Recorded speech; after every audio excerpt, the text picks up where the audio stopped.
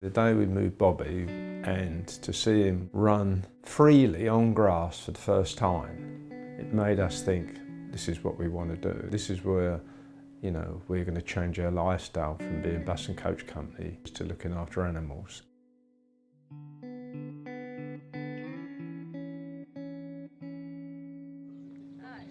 How's that then, Bobby? Was that a good place for a Bobby boy?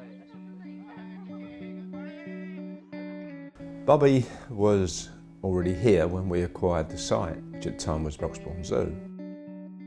We got to a stage where we was looking for a change. We'd done most of the things within that industry. You know, we built new depots, built new coaches, and I think we just felt we needed something different. Bit of a challenge when you go into something that you don't know anything about whatsoever. And the place at the time, you couldn't really describe it as a zoo or wildlife park. It was more like a scrapyard, a rubbish dump. And when we first applied for the licensing people came down, they basically gave us 18 months to make the place look and act, and so we could meet the requirements of the zoo licence. Most of the animals are in pretty poor condition or in poor facilities. You'd have things like, they'd have chimpanzees sitting on seats smoking cigarettes, and it was entertainment rather than a conservation breeding centre. There was also like animal rights people outside the front gates with banners and placards when we were sort of seriously thinking of taking over the site.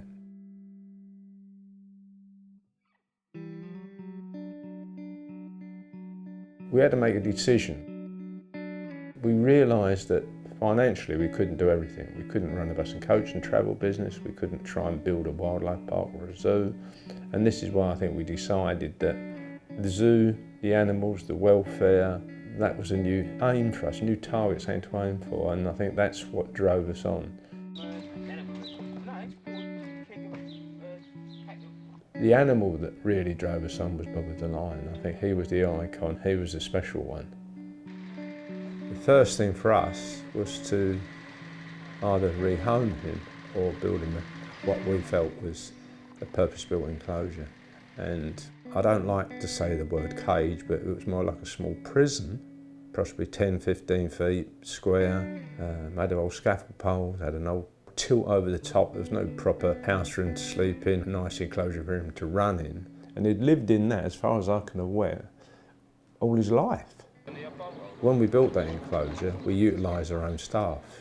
None of them had worked with wildlife or zoos, or coach drivers or fitters in our workshops or welders, even office workers. And they all rallied around, evenings, weekends, days off. We had to get Bobby into this big carrying crate that we'd made. We put him on a little trailer. We drove in on the back of the trailer with an old tractor across. We'd built the new house. We got the carrying crate into the new house. We released Bobby into the house.